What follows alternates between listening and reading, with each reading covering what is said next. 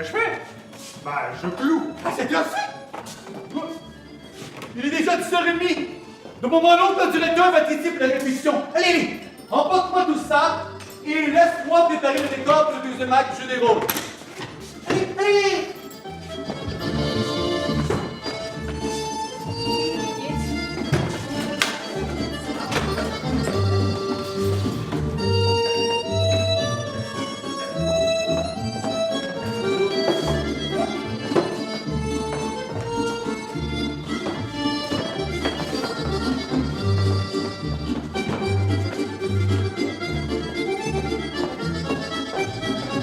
Allez, allez! Monsieur le directeur arrive! Des lettres? Aucune, le courrier est tout là. C'est ça, ma loge? Et on n'y voit rien ici, s'il vous plaît, donnez un peu de lumière. Allez, allez! Commençons, il manque quelqu'un. Il manque la première! Bon, comme d'habitude, nous sommes déjà en retard de 10 minutes. Me voici! Me voici! Oh! Excusez-moi! J'ai tellement cherché une voiture dans les latons, mais je vois que vous n'avez pas encore commencé. Et moi, je ne suis pas tout de suite en scène. Alors, allons, pressons. Le deuxième acte du jeu des rôles, attention, mesdames et messieurs, qui est en scène. Vous êtes donc en scène? Moi? Non, monsieur. Eh, enlevez-vous de là, Seigneur Dieu! Mais commencez, commencez. La maison de Léon Gala. Une salle à manger, bureau extravagant, une table à écrire, un bureau de travail couvert de livres et de papier, une étagère garnie de livres, vitrine remplie de vaisselle et de verreries luxueuses, une porte au fond ouvrant sur la chambre à coucher de Léon, une porte à gauche donnant sur la cuisine, à droite la porte du vestibule. Alors, nous y sommes bien. Ici le vestibule, là la cuisine. Vous entrez, vous sortez par là.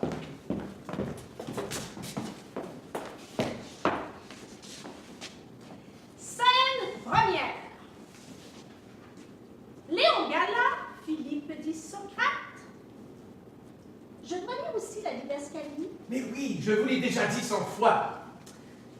Au lever du rideau, Léon Gala, en tablier blanc, coiffé d'un bonnet de cuisinier,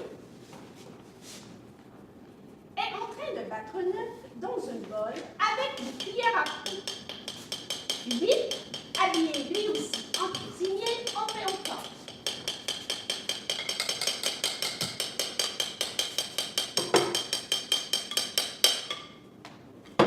Excusez-moi, je dois vraiment me mettre un bonnet de cuisinier sur la tête? Naturellement, puisque c'est écrit.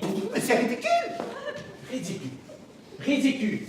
Que voulez-vous que j'y fasse, moi? S'il ne nous arrive plus en France une seule bonne comédie, et si nous en sommes réduits à monter des pièces de Pirandello. Bien, mais tu le comprends, celui-là. Et ces pièces faites exprès de telle sorte que ni les acteurs, ni les critiques, ni le public n'en soient jamais contents. Oui, monsieur, vous mettrez ce bonnet de cuisinier. Oui, monsieur, vous battrez ces œufs. Vous figurez peut-être avec vos œufs que vous jouez dans une pièce comme toutes les autres. Eh bien, détrompez-vous. Vous représentez la coquille des œufs que vous êtes en train de battre. Silence! Je vous prie de m'écouter lorsque je me donne la peine d'expliquer quelque chose. La raison est une coquille vide si l'instinct aveugle ne l'emplit pas. Vous, vous représentez la raison, votre femme représente l'instinct. Avez-vous compris? Ma foi, non. Vous ne comprenez pas? Et moi non plus. Continuons.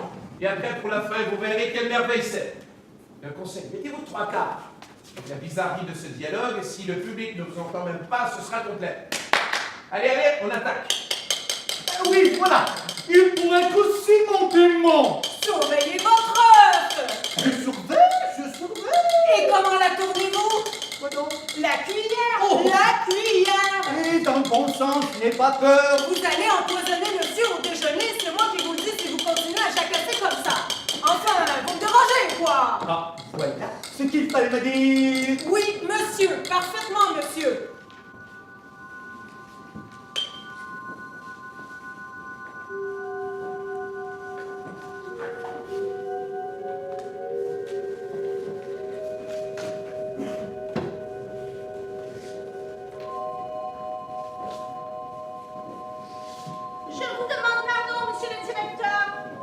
Qu'est-ce que c'est? Ce sont ces messieurs et dames qui voudraient parler à monsieur le directeur. Nous sommes en train de répéter. Vous savez pourquoi je vais avoir la paix pendant les répétitions?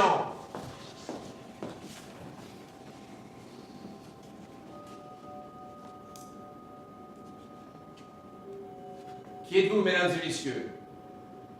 Que voulez-vous? Eh bien, voici, monsieur. Nous sommes à la recherche d'un auteur. Un auteur? Quel auteur? Mais n'importe lequel, monsieur. Nous n'avons pas le moindre auteur ici. Nous n'avons pas de pièce nouvelle en répétition. Tant mieux, monsieur, tant mieux. Nous pourrions être votre nouvelle pièce. De quoi ça? Évidemment. Mais s'il n'y a pas d'auteur, à moins, monsieur le directeur, que vous ne consentiez vous-même à le devenir. Vous plaisantez? À point du monde, monsieur.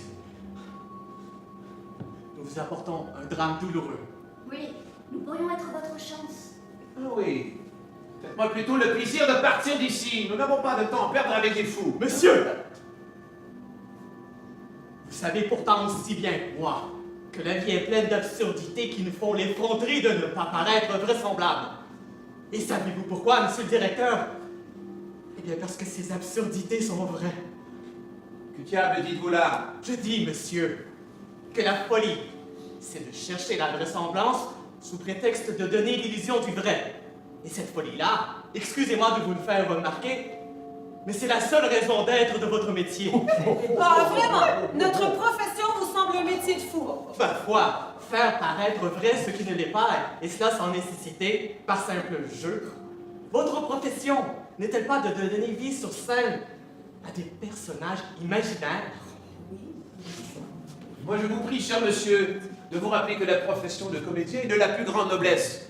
Si les auteurs d'aujourd'hui ne nous donnent à représenter que des pièces stupides et ne mettent au monde que des fantoches au lieu de créer des personnages profondément humains, il n'empêche que c'est notre orgueil d'avoir fait vivre ici, sur ces planches, des œuvres immortelles. Mais oui, parfaitement. Vous faites vivre des êtres vivants, plus vivants que ceux qui respirent et portent des vêtements. Moins vrais peut-être, mais plus réels. Nous sommes tout à fait d'accord, monsieur.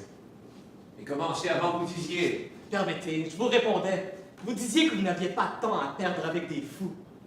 Et cependant, personne ne peut savoir mieux que vous que la nature se sert de l'imagination humaine pour continuer sur un plan plus élevé son travail de création. Parfaitement exact. Mais où voulez-vous en venir? Rien, monsieur. À vous prouver seulement que l'on peut naître à la vie sous 1000 aspects et de 1000 façons. On peut naître arbre ou pierre, eau ou papillon ou femme. On peut aussi naître personnage de théâtre. Et vous seriez, ainsi que l'honorable compagnie que voici, mes personnages de théâtre.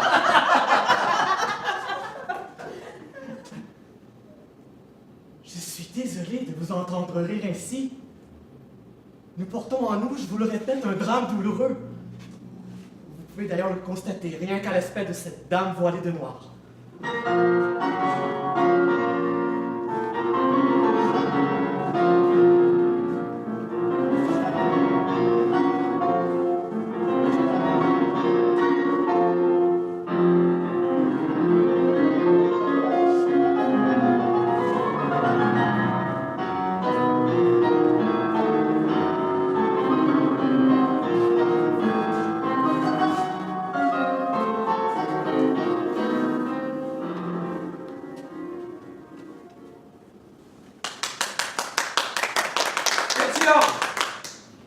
Et vous partez, filez d'ici.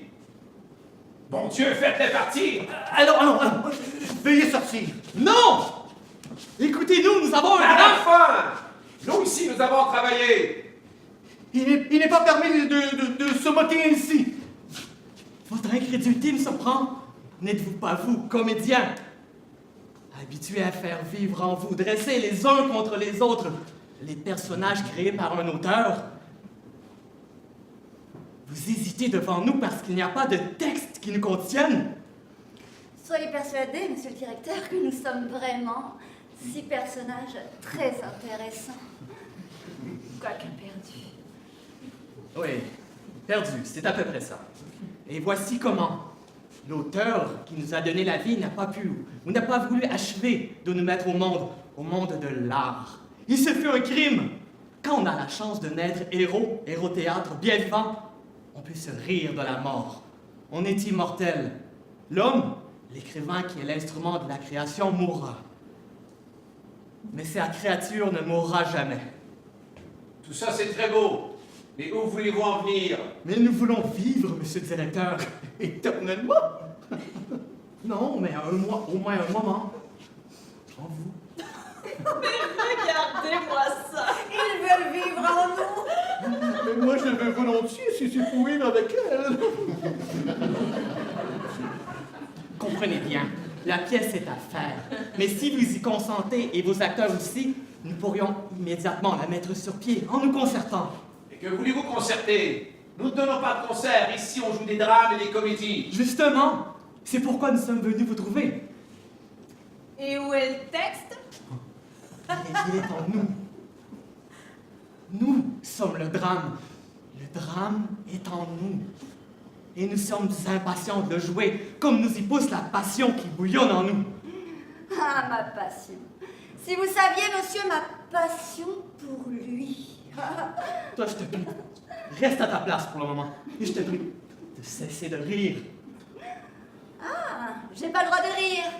Eh bien alors, messieurs, quoique je ne sois orpheline que depuis 2 mois, voyez déjà comme je sais chanter et danser.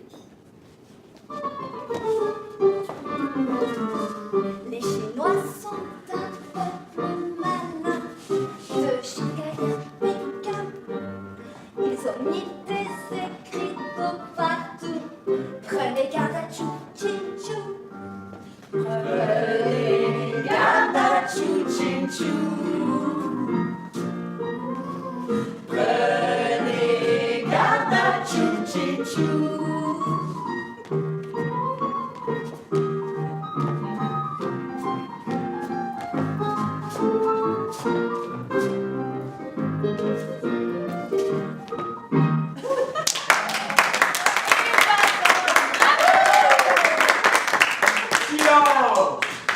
Silence! Vous vous croyez peut-être dans un café-concert? Dites-moi un peu, elle est folle? Ah, non, pas folle du tout. C'est pire. Pire. Oui, monsieur le directeur. Pire que cela. Écoutez-moi, je vous en supplie. Faites-nous jouer notre drame tout de suite. Et vous verrez à un moment donné ce que je fais. Vous verrez quand cette pauvre petite chérie. Vous voyez comme elle est jolie. Ma chérie. Ma chérie. Vous verrez quand cette pauvre petite chérie, Dieu l'enlèvera brusquement à cette pauvre mère. Et quand ce petit imbécile fera la plus grosse sottise en crétin qu'il est. Vous verrez alors que moi, je prendrai le large. Oui, monsieur, le large. Et cela me semble long à venir, parce que, après ce qui est arrivé de très intime entre lui et moi, je ne puis plus me voir au milieu de ces gens, assister au martyre de ma mère. À cause de ce gars-là, regardez-le, indifférent, glacial, parce qu'il est le fils légitime. Plein de mépris pour moi, pour celui-ci, pour cette petite chérie. Parce que nous sommes des bâtards. Vous comprenez? Des bâtards. Et cette pauvre mère, qui est notre mère à tous les 4, il ne veut pas la regarder comme sa mère. Il la regarde de haut, comme si elle n'était que la mère de 3 bâtards. Lâche! Monsieur, au nom de ces 2 petits enfants, je vous en supplie. Une chaise pour cette pauvre veuve. Mais c'était donc vrai, c'est à lui pour de bon. Allons, une chaise!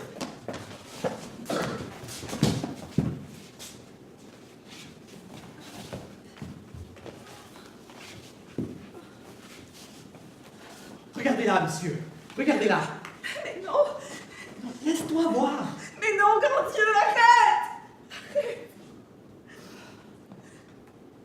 Je vous en prie, monsieur, empêchez-le de mettre son projet à exécution. Ça serait trop horrible pour moi. Je n'y comprends plus rien. Cette dame est votre femme. Oui, madame. Mon épouse. Pourquoi dites-vous alors qu'elle est veuve, puisque vous êtes vivante? Je vous défends de rire. Ne riez pas ainsi par pitié. C'est là le drame de cette femme. Elle a été un autre homme que moi. Un autre homme qui devrait être ici. Non, non, non, non, non! Heureusement pour lui, il est mort il y a 2 mois. Et nous portons encore son deuil, comme vous voyez. S'il n'est pas ici, ce n'est pas parce qu'il est mort. S'il n'est pas ici... Regardez cette femme, monsieur, je vous en prie, et vous comprendrez tout de suite pourquoi. Le drame de cette femme n'a pas été d'aimer 2 hommes. Elle était incapable d'une grande passion. Tout ce qu'elle ressentait, c'était peut-être un peu de reconnaissance. Pas pour moi, pour l'autre. Ce n'est pas une amante. C'est une mère. Et son drame, un drame puissant, monsieur. Puissant. C'est d'avoir eu les 4 enfants que vous voyez là, des 2 hommes qui ont été les siens. Les miens? Tu as le courage de dire que c'est moi qui les ai eus. Comme si je les avais voulus. Mais c'est lui, monsieur! C'est lui qui m'a donné un autre par force! Il m'a obligé à partir avec lui! Ce n'est pas vrai! Comment ce n'est pas vrai? Ce n'est pas vrai! Ce n'est pas vrai! Qu'est-ce que tu peux en savoir, toi? Ce n'est pas vrai, ne la croyez pas. Savez-vous pourquoi elle parle ainsi? C'est à cause de lui. Elle se ronge, se torture à cause de ce fils, son aîné. Et elle veut le convaincre que si elle a abandonné quand il avait 2 ans, ce fut parce que celui-ci l'avait obligée. Il m'y a contraint! J'en prends Dieu à témoin! C'est exact, monsieur. C'est moi qui l'ai voulu. Mais voyez un peu quel spectacle! Il nous offre une représentation! Voyons un peu la suite. Oui! Écoutez-moi ce beau morceau de philosophie maintenant. Vous allez voir, il va vous parler du démon de l'expérimentation. Tu es un cynique imbécile. Je te l'ai dit 100 fois. Il se moque de moi, monsieur, à cause de cette phrase que j'avais trouvée pour m'excuser. Des phrases! Des phrases! Des phrases! Comme si ce n'était pas la consolation de tout le monde, devant le fait qui ne s'explique pas ou un mal qui nous ronge, que de trouver des mots qui ne signifient rien, mais qui nous apaisent. Qui surtout apaise le remords. Le remords. Je ne l'ai pas apaisé en moi avec de simples paroles. Avec un peu d'argent aussi, oui, oui. Avec un peu d'argent. Avec les 100 francs qu'il allait m'offrir en paiement, mesdames et messieurs. Ça, c'est lâche. C'est lâche? Ils étaient dans une enveloppe bleue, sur le guéridon d'acajou, dans l'arrière-boutique de Madame Passé. Vous savez bien, monsieur, une de ces dames qui, sous prétexte de vendre des robes et manteaux, attirent dans leurs ateliers nous, filles pauvres de bonne famille. Et il s'est acheté le droit de nous tyranniser tous avec ses 100 francs qu'il était sur le point de payer et qui, notez bien, il n'a pas eu de raison de payer. C'est que j'ai bien failli les gagner, tu sais. C'est une honte, ma fille! Une honte! Une honte! Mais c'est ma vengeance.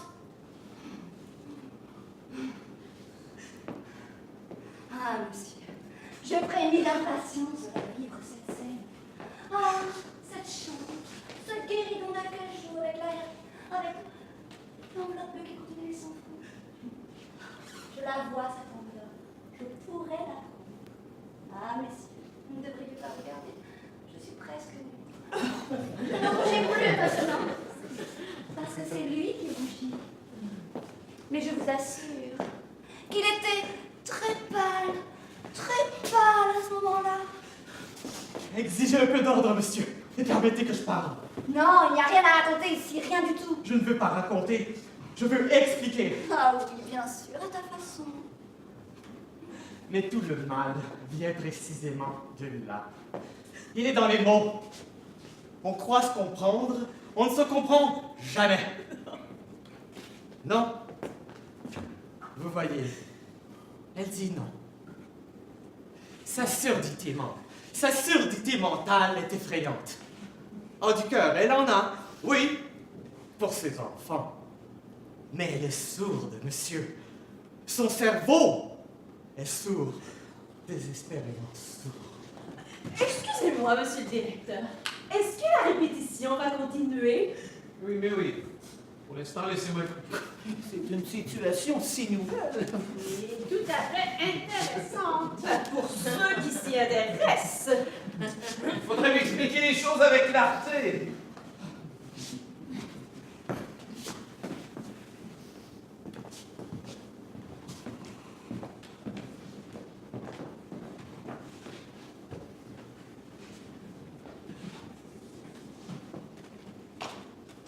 Eh bien, voici.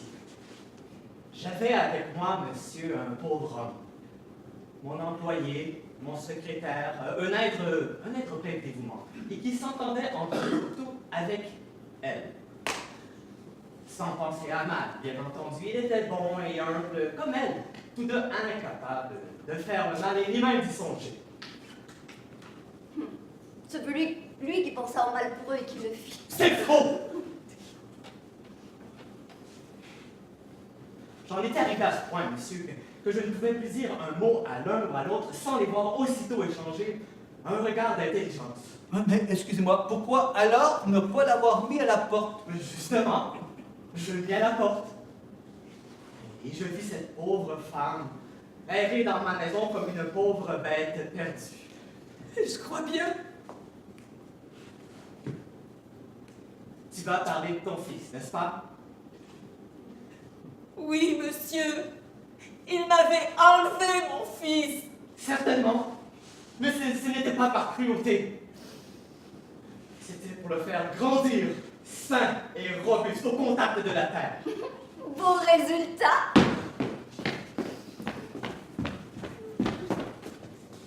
Ce n'est pas ma faute s'il est devenu ainsi.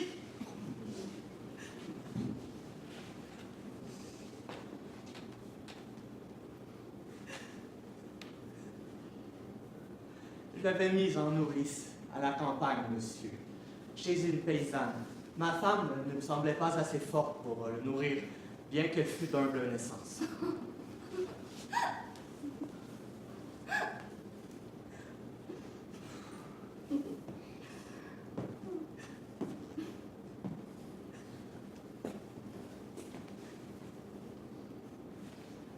Je ne pouvais plus vivre avec cette femme. Mais c'était moi, croyez-le bien, à cause de l'ennui étouffant qui pesait sur moi. Qu'à cause du chagrin que j'éprouvais pour elle. Et il m'a renvoyé. Certainement. Et avec tout ce qu'il lui fallait, je la donnais à cet homme pour la délivrer de moi. Et se libérer lui. Oui, c'est vrai. Pour me débarrasser d'elle, je l'admets. Il s'en est suivi beaucoup de mal, mais je l'avais fait croyant bien agir. Et plus pour elle que pour moi, je le jure.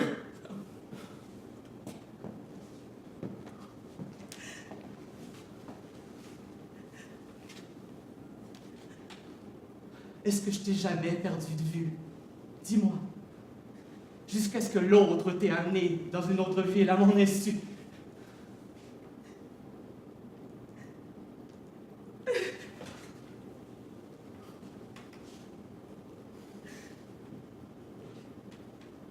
Je m'intéressais avec une incroyable tendresse à la nouvelle petite famille qui existait autour d'elle. Et c'était pour en avoir le cœur net. Car j'avais besoin, vraiment besoin, de penser à autre chose pour m'éloigner de mes tourments. Et c'était pour en avoir la preuve que j'allais voir cette petite à sa sortie de l'école. Comment? J'étais toute petite encore, haute comme ça. Et je le voyais devant le portail quand on sortait. Il venait voir comment je grandissais.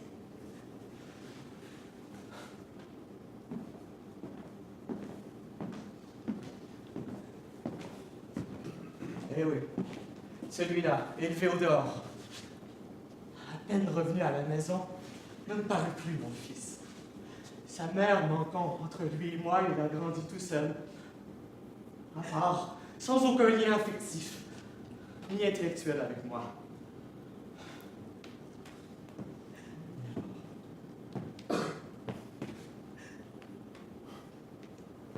Et comme je vous ai dit, à ce moment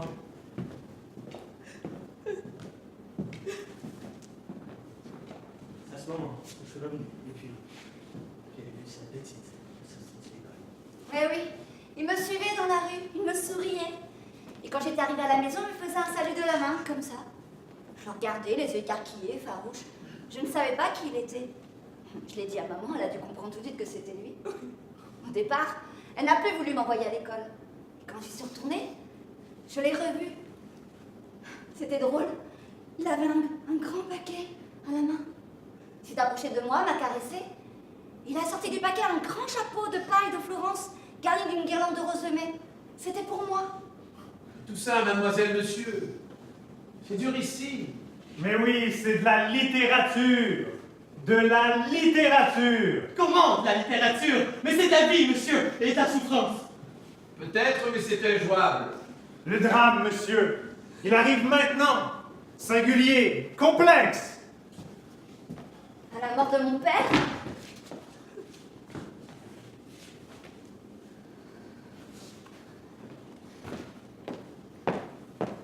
Ce fut la misère, monsieur. Il revint ici sans que je le sache. Et cela à cause de sa stupidité. Elle sait à peine écrire, c'est vrai. Mais elle aurait pu me faire écrire par sa fille ou par le petit qu'ils étaient dans le besoin. Avouez, monsieur, que je ne pouvais pas deviner tous ces beaux sentiments. Justement, c'est là ton grand tort de n'avoir jamais deviné aucun de mes sentiments. Mais après tant d'années d'éloignement, tout ce qui s'était passé... Je ne pouvais pas savoir qu'à la mort de cet homme, pour nourrir ses enfants dans la misère, elle se mettrait couturière. Elle irait voir justement cette Madame Passe. ah, une fameuse couturière, si vous voulez le savoir. En apparence, elle sert les dames de la meilleure société. Mais elle s'est arrangée pour que ces dames bien lui servent aussi, sans parler de ses bénéfices sur les autres dames moins bien. Avouez, monsieur, que je ne pouvais pas deviner que cette mégère me donnait du travail parce qu'elle avait jeté les yeux sur ma fille. Pauvre maman. Savez-vous ce que faisait la Madame Basset quand je lui rapportais l'ouvrage? Elle me faisait remarquer toute étoffe, toutes les fournitures qu'elle avait données à ma mère et qu'elle avait gaspillées. Bien sûr, nous devions les rembourser. Alors vous comprenez, c'était moi qui payais, tandis que cette pauvre mère croyait se sacrifier pour moi et pour ses deux petits en passant ses nuits sur les robes de Madame Basset. Et c'est là qu'un jour vous avez rencontré le... Oui, monsieur, lui, vieux client de la maison. Vous verrez la scène que cela donne, superbe. Il est arrivé de sa mère. Presque à temps. Non. Attends. Attends. Par bonheur, je l'ai reconnu à temps. Et je les ramène tous chez moi, monsieur. Vous comprenez à présent ma situation et la sienne. Vous voyez, elle, son attitude. Et moi, je n'ose plus la regarder en face. Il est extraordinaire. Comment voulez-vous, monsieur, que je puisse, après cela, sembler une petite jeune fille modeste, bien élevée, vertueuse, en accord avec ses maudites aspirations vers une solide santé morale?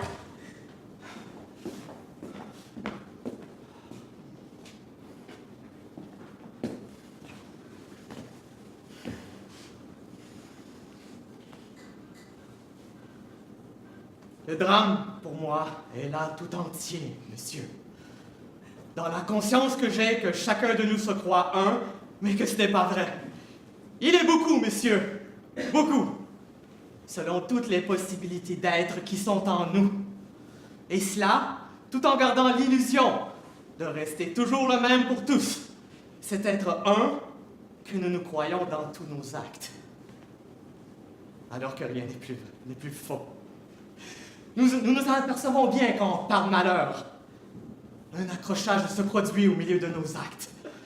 Nous nous apercevons que nous n'étions pas tout entiers dans cette défaillance et que ce serait une atroce injustice si l'on nous jugeait uniquement sur ce seul acte et que l'on nous clouait au pilori pour toute la vie, comme si toute notre vie se résumait dans ce seul acte.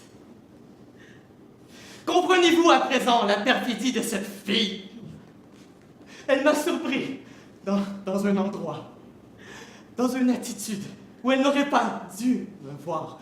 Elle m'a vu tel que je n'aurais jamais dû apparaître à ses yeux. Et elle voudrait m'attribuer cette personnalité que oh non, que je ne pouvais pas m'attendre à revêtir pour elle. Cette personnalité qui a été la mienne dans une minute fugace et honteuse de mon existence. Voilà ce que j'éprouve surtout, monsieur.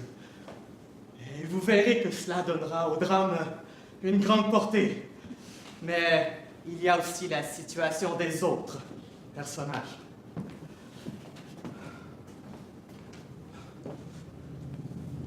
Il y a la sienne.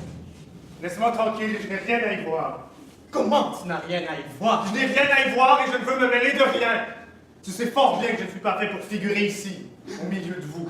Oh oui, nous sommes des gens vulgaires, nous. Et lui, quelqu'un de distingué. Mais vous avez pu remarquer, monsieur, chaque fois que je lui lance un regard de mépris, que c'est lui qui baisse les yeux parce qu'il sait le mal qu'il m'a fait. Moi, Toi, oui, toi. Le trottoir, c'est toi qui l'as jeté. Nous avons été les intrus qui venaient envahir le territoire de ta légitimité. Ah, monsieur, je voudrais vous faire assister à quelques séances en tête-à-tête entre lui et moi. ils ont tous beau rôle contre moi, monsieur. Le rôle est facile. Mais imaginez un peu un fils qui vit paisiblement chez lui et qui voit apparaître une jeune fille insolente qui lui demande où est son père, à qui elle a dire je ne sais quoi, lui réclamant de l'argent. Et il la voit revenir, toujours avec ce même air, et avec cette jeune fille. Et puis traitant son père d'une façon très ambiguë et expéditive. Réclamant de l'argent sur un ton laissant supposer que cet argent, cet homme le lui donne parce qu'il en a l'obligation. Mais j'ai en effet cette obligation. C'est pour ta mère. Et qu'est-ce que j'en sais, moi? Quand est-ce que j'ai bien pu la voir, ma mère? Quand m'a-t-on simplement parlé d'elle? Je la vois arriver un beau jour, avec elle, avec ce petit garçon, cette petite fille. Oh, et on me dit, c'est aussi ta mère, tu sais. Après ces manières, j'ai vite compris comment, du jour au lendemain, ils ont fait pour rentrer chez nous. Ce que j'éprouve, monsieur, je ne peux ni ne veux l'exprimer. Je pourrais tout au plus le dire en toute confidence.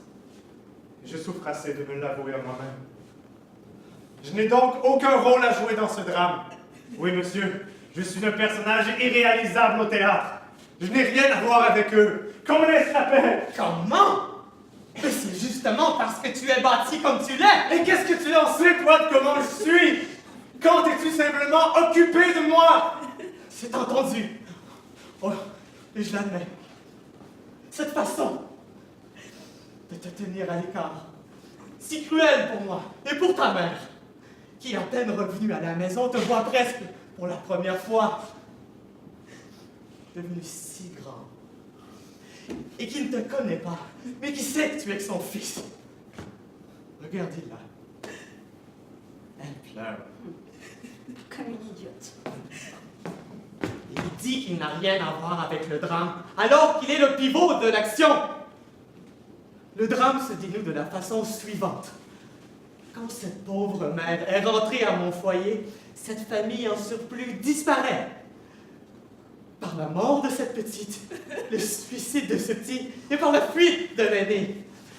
Cette famille ne peut vivre, car elle est étrangère au foyer, de sorte qu'après tous ces tourments, nous nous retrouvons tous les trois, moi, la mère et le fils, devenus par la disparition de cette famille étrangère, étrangers, nous aussi, dans un état de désolation mortelle. Très bien, ma foi. Vraiment, vous m'intéressez beaucoup. J'entrevois qu'il y a matière à en tirer un beau drame. Avec un personnage comme moi. Mais tais-toi donc. Il faut quand même un joli culot, moi je dis, pour venir déballer ça tout cru avec cette audace. Vous comprenez, madame, nés pour le théâtre comme nous le sommes. Vous êtes des comédiens amateurs. Non, non, quand je dis nés pour le théâtre, c'est parce que c'est ce que nous sommes. Vous n'allez pas nous faire croire que vous n'avez jamais joué. Mais je vous assure, je n'ai jamais joué que mon propre rôle, ou celui que les autres m'ont imposé dans la vie. Comprenez, cher monsieur, que sans auteur, je pourrais vous adresser à quelqu'un. Non, il faut que ce soit vous-même. Vous plaisantez? Non, pas du tout. Vous. Mais pourquoi pas? Mais je n'ai jamais écrit de pièce de ma vie. Eh, mais pourquoi ne commencerez-vous pas aujourd'hui? Il y a tant de gens qui écrivent pour le théâtre, alors rien n'est plus aisé. Et votre tâche est encore facilitée par le fait que nous soyons tous bien vivants devant vous. Mais ça ne suffit pas, il faudra l'écrire. Non, simplement transcrire ce que nous dirons scène après scène. Il suffira même d'établir un bref scénario et de mettre en répétition.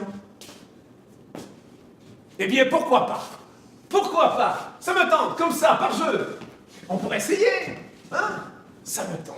Nous allons essayer. Voyons. Vous, venez ici avec moi dans ma loge. Vous, je vous rends votre liberté pour un moment, mais ne vous éloignez pas trop. Voyons, essayons. Il pourrait sortir de là quelque chose de vraiment extraordinaire. Mais sans doute, monsieur, mais ne croyez-vous pas qu'il vaudrait mieux les emmener aussi? Certainement.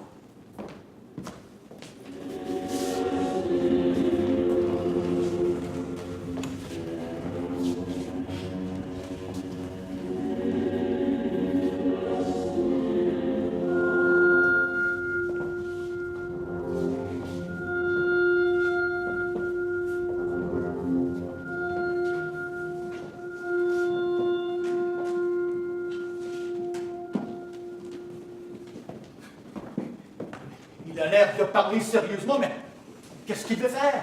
C'est une véritable folie. Une faire le B comme ça, Improviser, oui. comme ça, on fait le B. Eh oui, comme les acteurs de la Commedia dell'arte. Oh, s'ils croient que je vais me prêter à des plaisanteries de ce genre, Moi non plus. Je me demande bien qui sont ceux-là. que veux-tu qu'ils soient? Des fous ou des escrocs? Ouais, mais et le directeur qui les écoute? Pure vanité. Il se croit devenu auteur dramatique. Oh, mais c'est inouï. Si le théâtre, mes amis, doit se réduire à ça. Oh, moi, ça m'amuse. Ma foi, après tout, on verra bien ce que ça donnera. Attention, attention, mesdames et messieurs, nous sommes tous ici. Attention, attention, on commence. Montez tout de suite le décor du petit salon, tout de suite, je vous prie. Vous deux, voyez un peu s'il y a un divan libre. Oui, monsieur le directeur, il y a ce divan. Non, non, comment ce divan? Il était jaune à fleurs en peluche, très grand, très confortable. Nous n'en avons pas comme ça. Ça ne fait rien, donnez-moi ce que vous avez. Comment ça ne fait rien? Le fameux divan de Madame Passé. Maintenant, c'est pour répéter, je vous en prie, ne vous en mêlez pas. Et le guéridon d'acajou pour l'enveloppe bleue. Il y a un petit guéridon de bois. Très bien, prenez-le. Et un paravent, je vous en prie, sinon comment est-ce que je fais? Oui, madame, des paravents, nous en avons beaucoup. Ne craignez rien. Et puis, quelques porte-manteaux aussi, n'est-ce pas? Oui, beaucoup, beaucoup. Voilà. Vous, voyez un peu Vous, voyez un peu combien il y en a. Oh oui, je m'en occupe. Vous prenez place. Regardez, ça c'est le plan des scènes, mais il faut que vous fassiez une prouesse. C'est du graphier. Comment vous savez la scénographie? Mais un peu, monsieur le directeur. C'est de mieux en mieux. Allez prendre du papier dans ma loge, beaucoup, tout ce que vous trouverez. Vous suivrez les scènes à mesure qu'on les jouera, essayez de fixer les répliques, au moins les plus importantes. Faites de la place, mesdames et messieurs. Donnez, mettez-vous de ce côté, et soyez très attentifs. Me permettez? Ne vous inquiétez pas, vous n'aurez pas à improviser. Et que devons-nous faire? Nous allons maintenant essayer de répéter. Ils vont répéter. Une répétition? Mais puisque nous sommes les personnages du drame. Ah, d'accord, les personnages, si vous voulez, mais au théâtre, cher monsieur, ce ne sont pas les personnages qui jouent, ce sont les acteurs. Et les personnages, vous savez où ils sont? Ils sont là-bas, dans le texte, quand il y a le texte. Mais justement, puisqu'il n'y en a pas et que, mesdames et messieurs, vous avez la chance de les avoir ici, bien vivants devant vous, les personnages. Ça, c'est la meilleure. Vous voudriez tout faire tout seul. Jouer, vous présenter vous-même devant le public. Mais certainement, madame, pour être telle que nous sommes. Eh bien, je vous assure que vous offririez un fameux spectacle. Et nous serions ici pour quoi faire, nous alors? Vous n'allez quand même pas vous imaginer que vous savez jouer. Vous nous faites rire. La preuve, vous voyez. À propos, nous n'avons pas encore distribué les rôles. Voyons, ce n'est pas très compliqué. Vous, madame, la mère, il faudrait lui trouver un nom. Elle s'appelle Amélie, monsieur. Amélie, c'est le nom de votre femme? Nous n'allons pas l'appeler par son vrai nom. Et pourquoi pas, puisqu'elle s'appelle comme ça? Bien sûr. Et s'il faut que ce soit madame, eh bien, je vois celle-là comme Amélie, monsieur. Mais décidez vous-même. Ne vous préoccupez pas. Pour l'instant, nous allons désigner les personnages comme ceci. Vous, mademoiselle, naturellement, la belle-fille. Comment? Moi, celle-là? Qu'est-ce Qu'est-ce que vous avez à rire? Personne encore n'a jamais osé rire de moi. Si on me manque de respect, je préfère m'en aller. Vous devriez être honoré d'être joué par... Celle-là. Mais pardon, je ne riais pas de vous. Je parlais pour moi. Croyez-moi. Parce que vous ne me ressemblez en rien.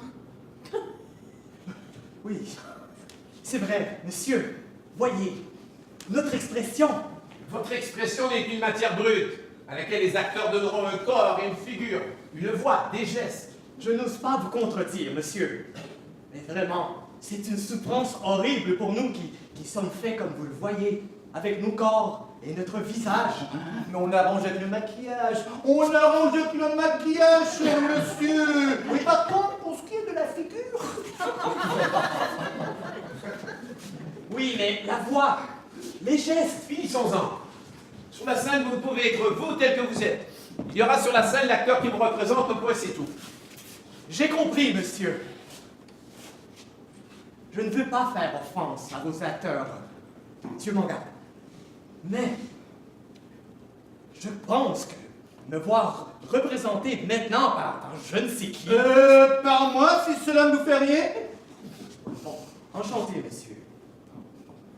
Bon, je pense que pour autant que ce monsieur s'emploie avec toute sa volonté et tout son art à m'accueillir en lui, Concluez.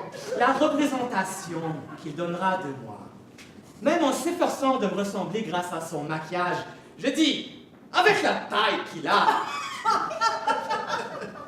ça pourra difficilement être une représentation de moi telle que je me sens réellement. Il s'agit moins du visage que de la façon dont il interprétera ce que je suis. Comme il sentira ce que je suis. Et non comme moi, je me sens réellement au-dedans. Et il me semble que les gens qui sont appelés à nous juger devraient tenir compte de cela. Ah, vous vous inquiétez de la critique à présent. Laissez-la donc dire la critique, et pensons plutôt à monter la pièce, si nous le pouvons. Voyons. Vous étiez prêts? Faites place. Il vous semble que le décor est bien comme ça? Je vous avouerai que je ne m'y retrouve pas du tout. Et naturellement, vous ne voudriez tout de même pas qu'on bâtisse tel quel l'arrière-boutique que vous connaissez de Madame Passé. Vous avez dit un petit salon blanc en fleurs, n'est-ce pas? Oui, messieurs. Eh bien, en gros, pour les meubles, on y est à peu près. Le guéridon, un peu plus en avant. Trouvez-moi une enveloppe, bleue si possible, et donnez-la, monsieur. Une enveloppe de papier à lettres. À lettres, oui, à lettres. Voyons. La première scène est la scène de Mademoiselle. Et de Madame Passé. Oh, et cette Madame Passé. Elle n'est pas avec nous, monsieur. Et alors, comment faire? Mais elle existe. Vous savez, elle existe. D'accord, mais où est-elle? Vous permettez? Si ces dames pouvaient avoir la grande obligeance de me prêter pour un moment leur chapeau. Quoi? Pourquoi? Nos chapeaux? Mais qu'est-ce qu'il dit? Que voulez-vous faire avec le chapeau des dames? Rien, rien. Les poser un moment sur les porte-manteaux. Et si vous aviez aussi la grande gentillesse de me prêter vos manteaux? Le manteau aussi? Et alors? Il doit être fou! Les manteaux aussi, pourquoi faire? Pour les replacer un moment. Faites-moi ce plaisir. Si ça vous fait plaisir, mais avouez qu'il est vraiment drôle. Mais peut-on savoir pourquoi? Voilà. Nous y arrivons, mesdames. Peut-être en créant ainsi le décor de Madame Passé, sait-on jamais s'il ne viendra pas parmi nous.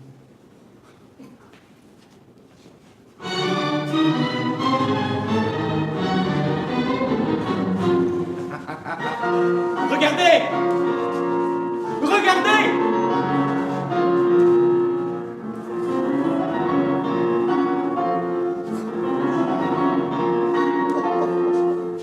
La voici! La voici!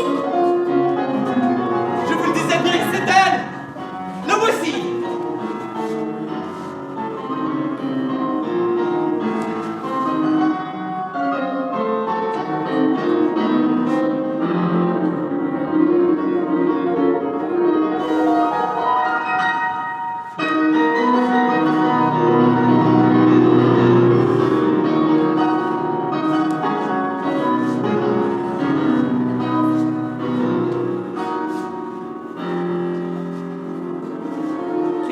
c'est que ce truc-là? Mais où sommes-nous à la fin? D'où sortait celle-là? Il la tenait en réserve. Mais c'est de la prestidigitation. Tenez, ma fille l'a reconnue tout de suite et s'est approchée d'elle. Regardez ce qui va se passer. Eh bien, Mais qu'est-ce qu'elle dit? On n'entend rien. Plus fort. Plus fort. Fort, mais ce ne sont pas des choses qu'on peut dire tout, elle risque le bagne. elle est bonne celle-là. Mais au théâtre, chère mademoiselle, il faut se faire entendre. Nous ne vous entendons même pas, nous, sur la scène. Qu'est-ce que ce sera pour le public? Il faut absolument jouer cette scène. D'ailleurs, vous pouvez bien parler fort entre vous. Vous n'avez qu'à faire semblant d'être dans une pièce, dans l'arrière-boutique, où personne ne peut vous entendre. Comment non? Il y a quelqu'un qui nous entend si elle parle fort. Est-ce que par hasard, quelqu'un d'autre doit apparaître?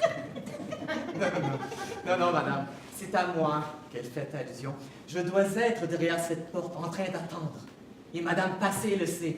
Et même, si vous permettez, j'y vais tout de suite pour être prête. Mais non, attendez un peu. Il faut respecter les exigences du théâtre. Avant que vous soyez prêts. Mais tout de suite. S'il est prêt, je suis prête aussi. Je meurs d'envie de la vivre, cette scène. Mais il faut d'abord une scène bien claire entre vous et elle. Le comprenez-vous à la fin?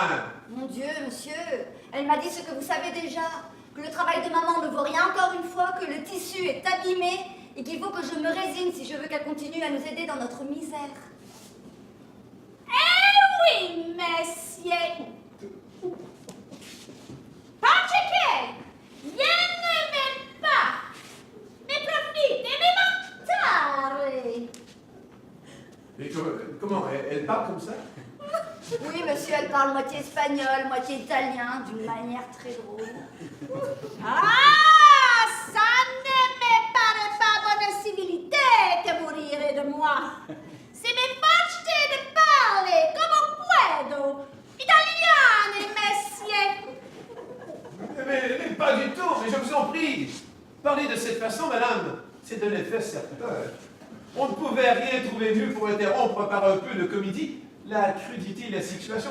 Parler comme ça, c'est parfait. C'est parfait, naturellement.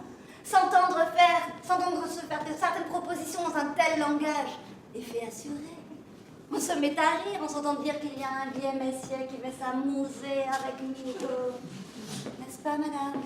Petit vieux, si. Petit vieux, Mayoli. C'est tant mieux pour toi. Tu ne fais pas de plaisir. Oh, ti garantizza prudenza. Sorcière! Non, je t'en supplie.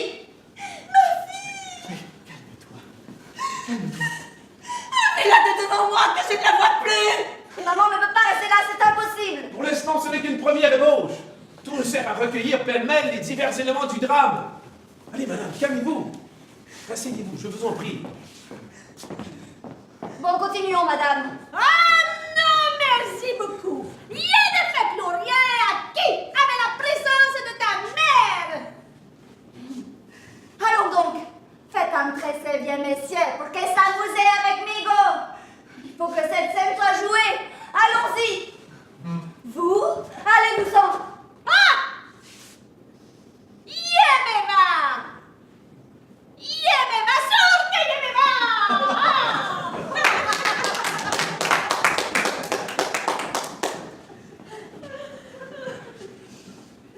Quant à vous, faites votre entrée.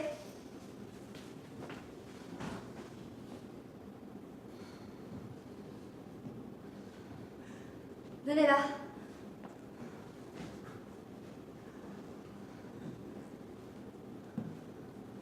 Voilà. Moi, je me tiens ici, la tête basse, modestement. Allez, faites entendre cette voix. Dites-moi comme quelqu'un qui vient du dehors. Bonjour, mademoiselle. Dites donc, est-ce vous qui dirigez la répétition ou est-ce moi?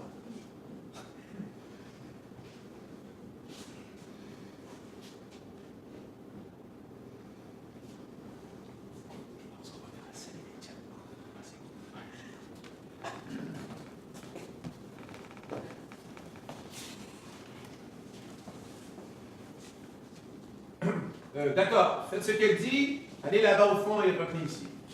Tâchez d'écrire tout ce que vous pourrez.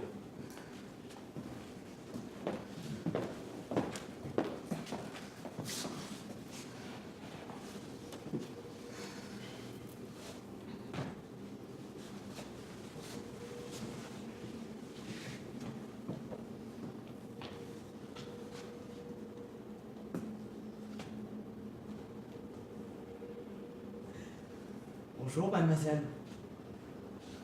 Bonjour. Mais dites-moi, ce n'est pas la première fois que vous venez ici, n'est-ce pas? Non, monsieur. Vous y êtes venu d'autres fois. Plus d'une? Eh bien, alors, vous ne devriez plus être ici.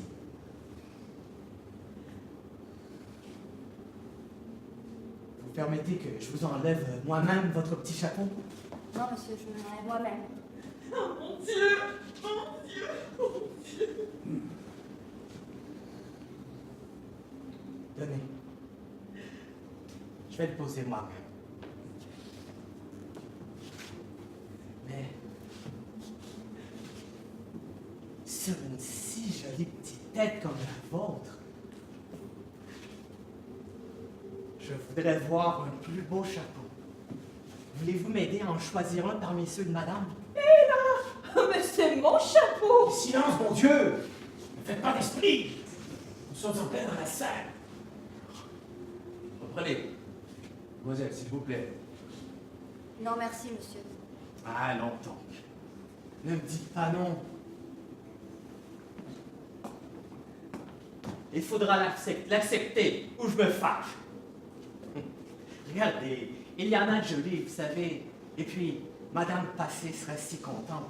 Cet extrait qu'elles exposent ici, Non, monsieur, merci. Je ne pourrais pas le mettre. à cause de ce qu'on dirait chez vous, en vous voyant rentrer avec un chapeau neuf. Eh bien, je vais vous indiquer ce qu'il faudra raconter à la maison. Ce n'est pas cela, monsieur. Je ne pourrais pas le porter parce que je suis... Vous voyez bien? En deuil, Vous auriez pu vous en apercevoir. c'est vrai. Je vois. Oh, vraiment. Excusez-moi, Vraiment,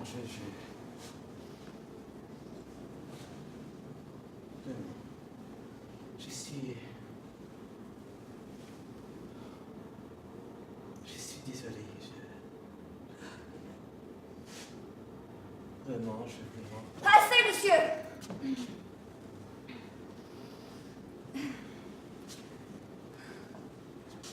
C'est à moi de vous remercier. Ce n'est pas à vous de vous sentir honteux ou affligé. Ne faites pas attention à ce que je vous ai dit. Pour moi aussi, vous devez comprendre. Il vaut mieux que je ne pense pas à cette robe. Attendez. N'écrivez pas. Laissez cette dernière réplique de côté. C'est très bien. Oui, très bien. Là-dessus, vous enchaînez comme nous l'avons décidé. Elle est très jolie, cette petite scène du chapeau, vous ne trouvez pas? Le fumoir arrive maintenant, pourquoi ne continue-t-on pas? Patientez un moment. Naturellement, il faudra y mettre un peu plus de légèreté. De façon dégagée, bien sûr. Mais oui, ce ne sera pas difficile. Nous pouvons la répéter tout de suite. Non, monsieur Goubry, tenez, je vais là-bas pour faire mon entrée.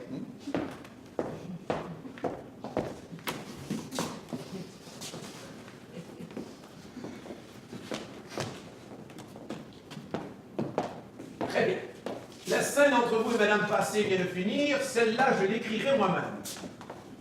Ne bougez plus, où allez-vous? Attendez. Je remets mon chapeau. Très bien. Baissez la tête et vous attendez. Mais elle n'est pas habillée de noir. Je serai habillée de noir et de façon bien plus appropriée que la vôtre. Taisez-vous, je vous en prie. Et regardez bien. Vous allez avoir à apprendre. 1, 2, 3, entrez.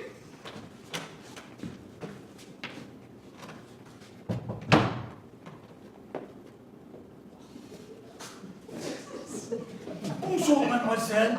Non! Faites silence. Et vous, une fois pour toutes, cessez de rire. On ne peut pas avancer comme ça. C'est bien naturel, monsieur. Mademoiselle, reste là sans bouger tout à fait comme il faut. Mais si elle doit être moi, je peux vous assurer qu'en m'entendant dire bonjour de cette façon et sur ce ton, j'aurais éclaté de rire exactement comme j'ai ri. Oh oui, l'air, le ton. Mais quel air, quel ton! Mettez-vous de côté et laissez-moi diriger ma répétition. Mais puisque tu dois représenter un vieux qui arrive dans une maison louche. Oh, oui, ne faites pas attention à ce qu'il dit, c'est très bien, reprenez.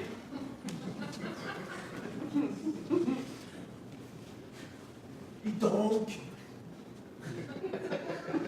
Bonjour, mademoiselle. Bonjour. Ah, mais dites-moi, ce n'est sans doute pas la première fois que vous venez ici, j'espère. Non! Pas j'espère. N'est-ce pas? N'est-ce pas? Mais oui, j'espère, n'est-ce pas, c'est la même chose. Continuez. Bon, peut-être un peu moins appuyé. À vous, non monsieur. Non, monsieur.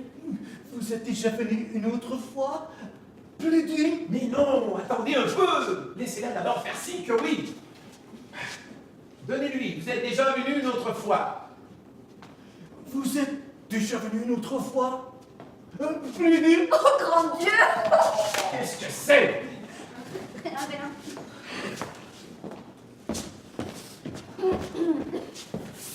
Reprenez. Vous êtes déjà venu une autre fois? Plus d'une? Eh bien, alors, vous ne devriez plus être ici. Vous permettez que je vous enlève moi-même votre petit chapeau? Je suis quand même pas ici, moi, pour faire le pitre pour celle-là. Moi non plus! Allez-vous finir? Vous êtes une mal élevée. Voilà ce que vous êtes, une prétentieuse. C'est vrai, monsieur. Mais pardonnez-lui. Mais qu'est-ce que vous voulez que je pardonne? C'est honteux. C'est vrai, monsieur. Mais croyez-moi, cela fait un effet tellement étrange. Étrange. Comment étrange? Pourquoi étrange? J'admire, monsieur. J'admire vos artistes, monsieur et mademoiselle. Mais ils ne sont pas nous. Mais c'est clair. Comment voulez-vous qu'ils soient vous? Ce sont des acteurs. Justement, les acteurs, ils jouent et tout à fait bien nos rôles. Mais croyez-moi, à nos yeux, cela semble être quelque chose d'autre qui voudrait être la même chose, mais qui ne l'est pas. Qui ne l'est pas. Qu'est-ce qu'elle est alors? Une chose qui devient la leur. Et ce n'est plus la nôtre. Mais cela forcément, je vous l'ai déjà dit. Je comprends, Et donc ça suffit, ça suffit. Nous répéterons sans eux comme il faut. Ça a toujours été pour moi un empoisonnement de répéter devant les auteurs. Ils ne sont jamais contents. Nous allons reprendre avec vous. Espérez que vous allez cesser de rire. Non, je ne ris plus. Voici mon plus beau moment qui arrive. Eh bien, quand vous dites, ne faites plus attention à ce que je dis. Pour moi, vous devez comprendre. Quoi donc? Il faut que vous enchaîniez tout de suite. Je comprends, je comprends. Et que vous demandiez immédiatement. Et que vous demandiez immédiatement la raison de votre deuil. Mais non. Écoutez, monsieur. Quand je lui ai dit qu'il ne devait pas penser à la façon dont j'étais habillée, savez-vous ce qu'il m'a répondu? Très bien. Alors, on a tout de suite cette petite robe. Parfait. Pour faire bondir toute la salle. Mais c'est la vérité. Laissez-moi tranquille avec votre vérité. Ici, nous sommes au théâtre.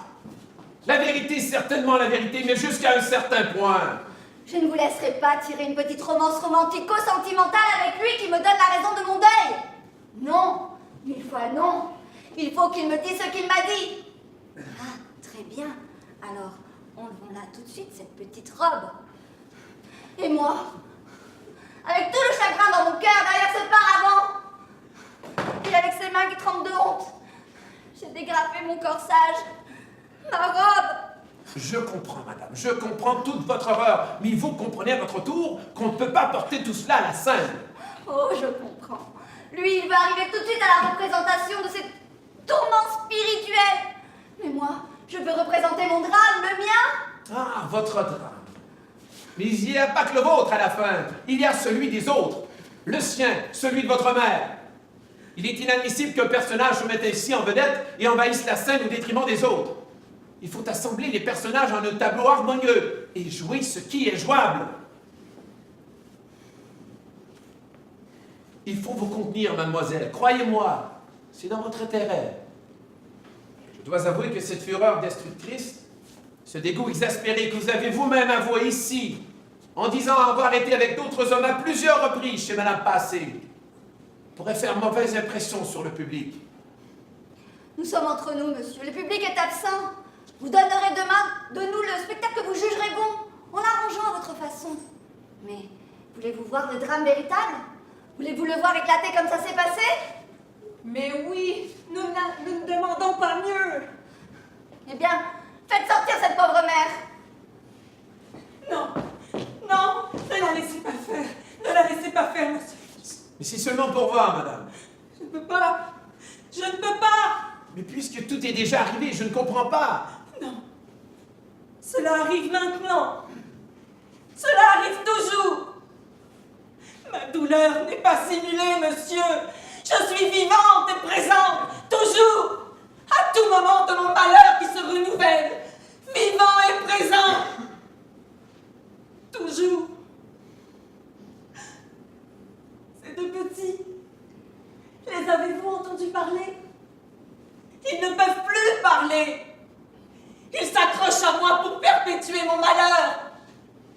Mais eux, pour eux-mêmes, ils n'existent pas. Ils n'existent plus. Et celle-ci, elle s'est enfuie. Elle m'a abandonnée. Et c'est perdu. Perdu. Si je la vois en ce moment, c'est pour renouveler. Toujours, toujours, vivante et présente, la douleur qu'elle m'a donnée. L'instant éternel. Voilà ce que je vous ai expliqué, monsieur. Elle est ici pour me saisir, me clouer et me tenir éternellement suspendu à ce seul instant fugace et honteux de mon existence. Elle ne peut y renoncer. Et vous, monsieur, vous n'avez pas la faculté de me l'épargner parce que c'est ma condamnation. Toute notre passion qui doit culminer dans son cri final. Il m'a rendu folle, ce cri. Vous pouvez, monsieur, me représenter comme vous voudrez. Peu importe, même habillé. Pourvu que j'ai au moins les bras nus. Regardez. En me tenant comme ceci. La tête appuyée comme ceci. Les bras autour de son cou. Je fermais les yeux. Et j'ai appuyé ma tête contre sa poitrine. Crie, maman, crie! Crie comme tu as crié! Non, ma fille! Non, ma fille!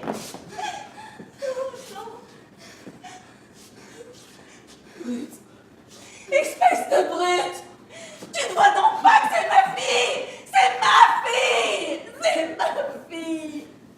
Très bien. Oui, très bien. Voilà. Voilà comment ça s'est passé. Très bien, effet certain. Il faut finir là-dessus. Ce premier acte, je le garantis. Je le garantis.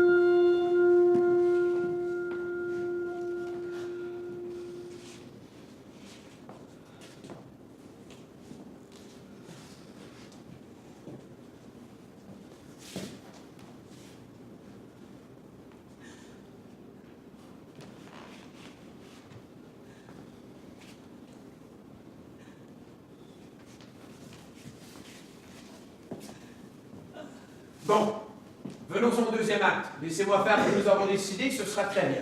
Avec notre arrivée chez lui, Oui, mais laissez-moi faire. pourvu que sa fureur apparaisse bien.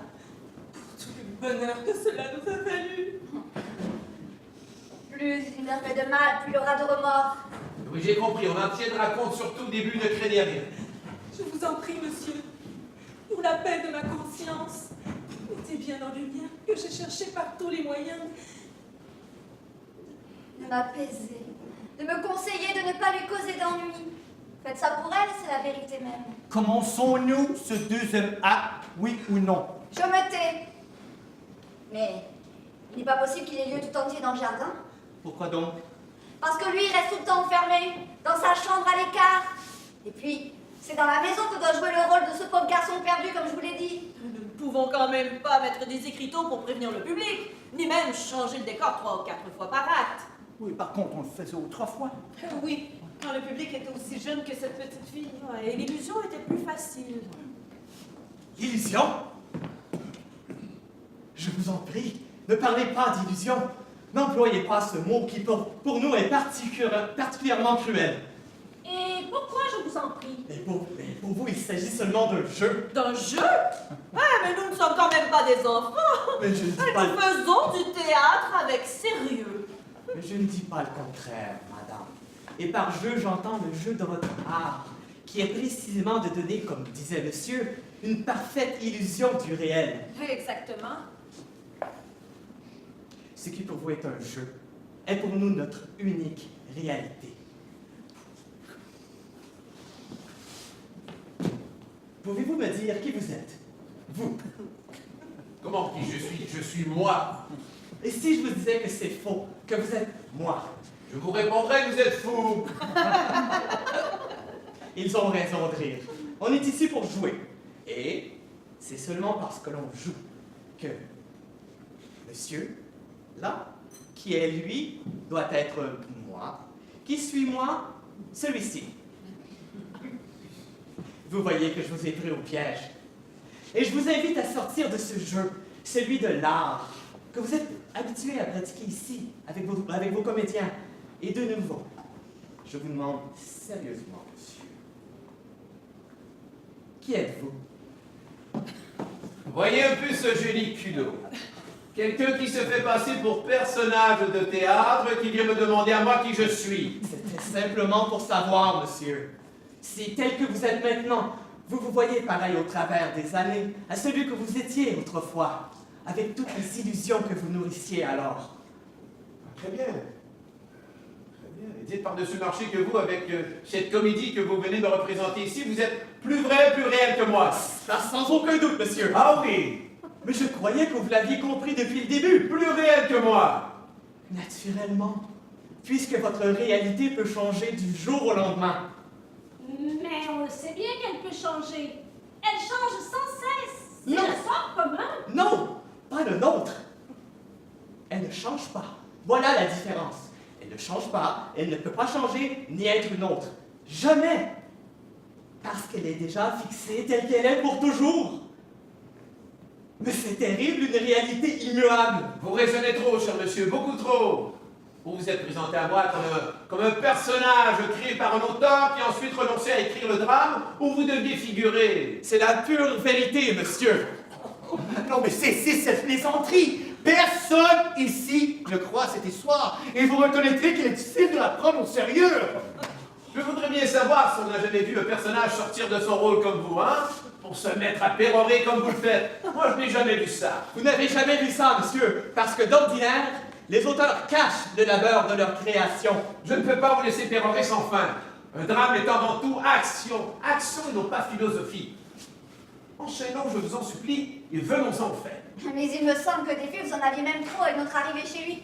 Vous disiez que vous ne pouviez pas mettre des écriteaux ou changer de décor toutes les 5 minutes. Bien sûr, mais justement, les faits, il faut les consolider. Les grouper en une action simultanée et serrée. Et non pas comme vous le voudriez, de d'abord vous montrer votre petit frère qui rentre de l'école et qui erre dans l'appartement comme un fantôme se cachant derrière les portes. Et en même temps qu'on vit cette petite fille jouer sans savoir dans le jardin. L'un dans la maison, l'autre dans le jardin, n'est-ce pas? Oui, monsieur, dans le soleil. La voir toute heureuse, c'est mon seul réconfort de voir sa joie, ses rires dans ce jardin. Dans le jardin, dès qu'elle me voyait, elle accourait me prendre par la main. Elle allait découvrir les grandes fleurs. Elle ne voyait pas les petites. Et elle me les tendait en riant. En riant. Nous le ferons, Jardin. Nous le ferons. N'ayez crainte, vous verrez, vous en serez contente. Les scènes, nous les regrouperons là, devant le bassin. Ouais, installe-moi des arbres de chaque côté.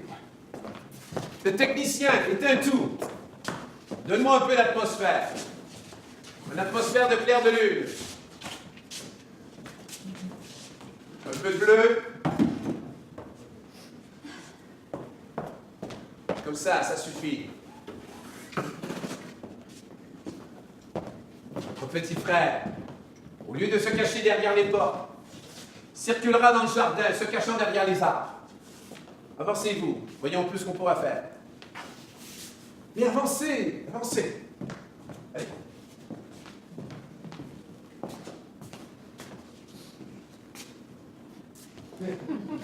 Mais qu'est-ce qu'il a, ce garçon?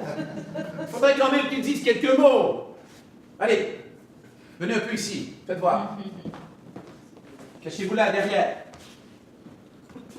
Sortez un peu la tête, pour épier. Très bien.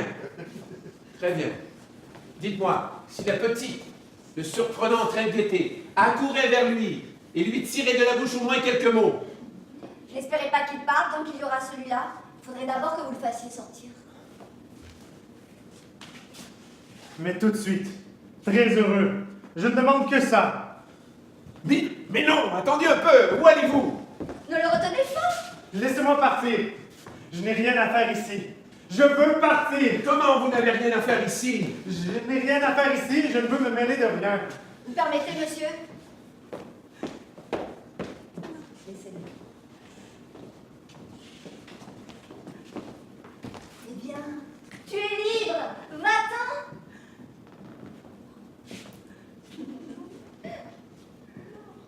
Il ne peut pas. Vous voyez, il ne peut pas. Il est obligé de rester là par force, lié à sa chaîne irrémédiablement. Alors maman, viens. Regardez. Elle s'est avancée pour le retenir. Viens.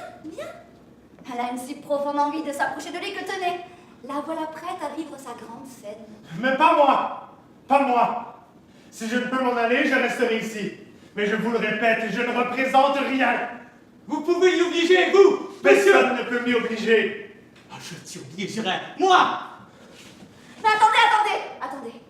D'abord, la petite au bord du bassin.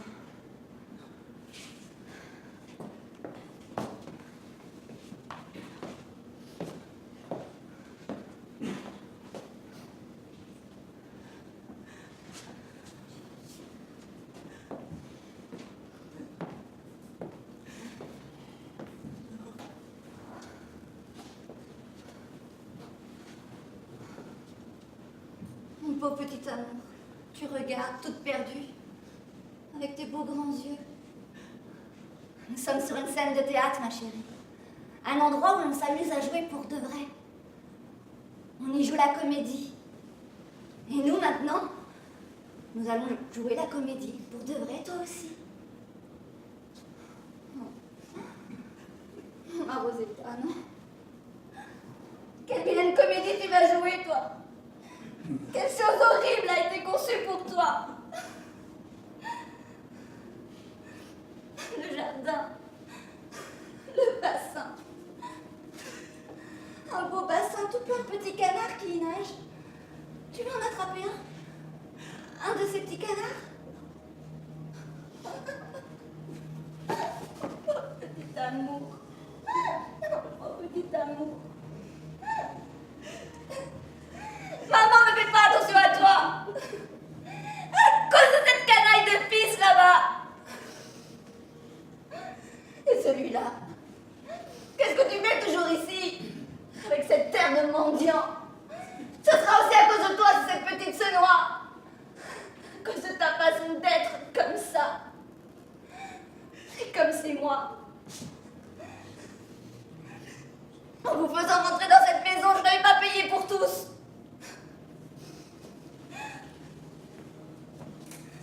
Qu'est-ce que tu as là? Qu'est-ce que tu caches? Dehors cette main. T'es-tu procuré? Comment? Idiot. Ta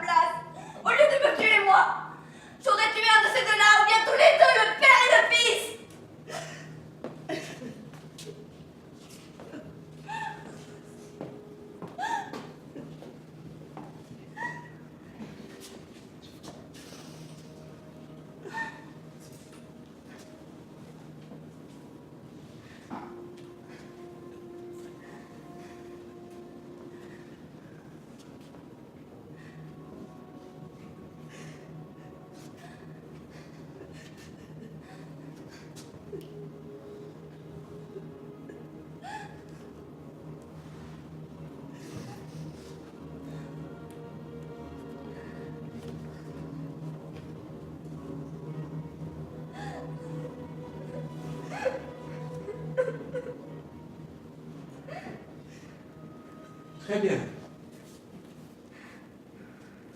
Très bien, en même temps... Et en même temps... En même temps? Mais qu'est-ce que vous racontez? C'est faux, monsieur! Faites-le-vous dire pareil comment ça s'est passé! C'est vrai, monsieur. J'étais entrée dans sa chambre. Dans ma chambre, vous entendez? Dans ma chambre! Mais ça Pas n'a dans pas- le jardin! Ça n'a pas d'importance. J'ai dit qu'il faut regrouper l'action. Et qu'est-ce que vous voulez, vous? Rien, je vous observe. Et c'est pour reprendre son rôle? Justement. Et vous devriez leur être reconnaissant de l'attention qu'ils y apportent. Ah! Oui! Oh, merci! Vous n'avez pas encore compris que cette pièce, vous ne pouvez pas la faire! Nous ne sommes pas en vous! Pas le moins du monde! Et vos acteurs se contentent à nous regarder du dehors. Vous semble-t-il possible que l'on vive comme devant un miroir, non content de nous glacer avec l'image de notre propre réflexion, nous la renvoie, comme une grimace dans laquelle nous sommes méconnaissables? C'est vrai, monsieur. Il faut vous en convaincre. Bon, vous, enlevez-vous de là. Ça ne sert à rien. Je ne veux pas me donner en spectacle. Silence maintenant. Laissez-moi entendre votre mère. Oui, monsieur. Eh bien, J'étais entrée dans sa chambre. Parce que je n'en pouvais plus. Pour vider toute mon angoisse. Mais lui, lorsqu'il m'a vu entrer, Je suis parti. Parti pour ne pas faire de scène. Parce que je n'ai jamais fait de scène, moi. Avez-vous compris? oui, c'est vrai. mais il faut la faire, la scène entre vous et lui. C'est indispensable. Je suis prête, monsieur. Mais si seulement vous me donniez le moyen de pouvoir lui parler un instant. Lui dire ce que j'ai sur le cœur. Ça, tu vas le faire! Pour ta mère! Pour ta mère! Non! Bon Dieu! Bon Dieu, obéis! Obéis! Tu n'entends pas comme elle te parle! Tu n'as pas d'entrailles de fils! Non! Non! Oh Dieu! Ça suffit une fois pour toutes! Tu vas m'obéir! M'obéir! Mais qu'est-ce que c'est que cette rage qui te prend? Plus aucune retenue à étaler devant tout le monde, ta honte et la nôtre! Mais moi, je ne m'y prête pas! Je ne m'y prête pas! Et en refusant, je ne fais qu'accomplir la volonté de celui qui n'a pas voulu nous mettre à la scène! Mais puisque vous y êtes venu, Lui! Pas moi! pourquoi êtes-vous ici alors? C'est lui qui a voulu venir! Il nous a tous traînés à sa suite! Et puis il s'est mis à combiner avec vous. Non seulement s'il est réellement arrivé, comme si ce n'était pas assez, mais en plus qu'il n'est jamais arrivé! Mais dites au moins ce qu'il y a eu lieu. Vous êtes sorti de votre chambre sans rien dire. Rien. Justement pour ne pas faire de scène. Et alors? Après, qu'avez-vous fait? Rien. En traversant le jardin, Eh bien quoi? En traversant le jardin. pourquoi voulez-vous me faire parler, monsieur? C'est affreux.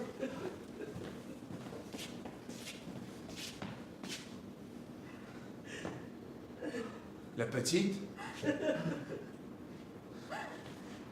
Là. Dans le bassin. Elle le suivait, monsieur. Et vous? Alors? Je suis accouru. Je me suis précipité pour la récupérer, mais... Tout à coup, je me suis arrêté. Et entre les arbres, j'ai aperçu quelque chose qui m'a glacé. Le petit. Le petit qui se tenait là, sans bouger, avec des yeux de fou, regardant le corps de sa petite sœur noyée. J'ai voulu m'approcher, alors... Au secours! Au secours! Mon fils! Mon fils! Il s'est blessé? Il s'est réellement blessé?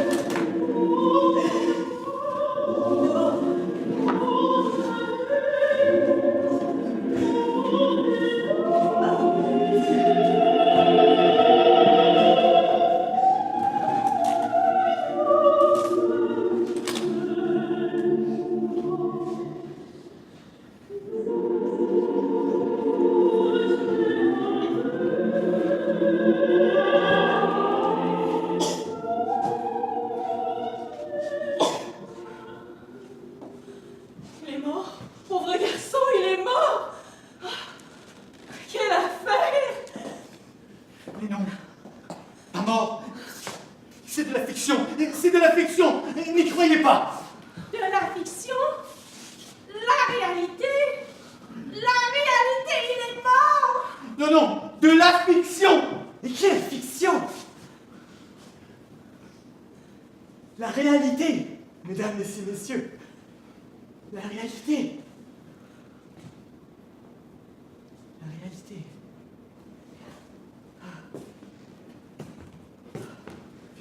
Fiction, réalité.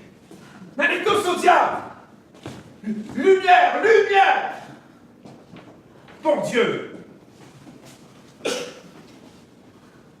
Ne m'était jamais rien arrivé de pareil. Ils m'ont fait perdre une journée. Allez, allez-vous-en, vous. Qu'est-ce que vous voulez faire encore à présent? Il est trop tard pour reprendre la répétition. À ce soir.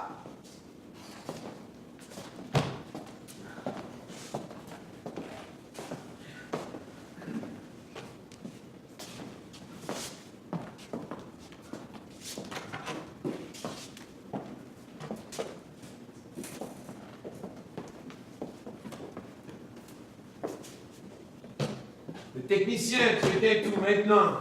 Mais bon Dieu, laisse-moi au moins une lampe allumée que je vois où je mets les pieds.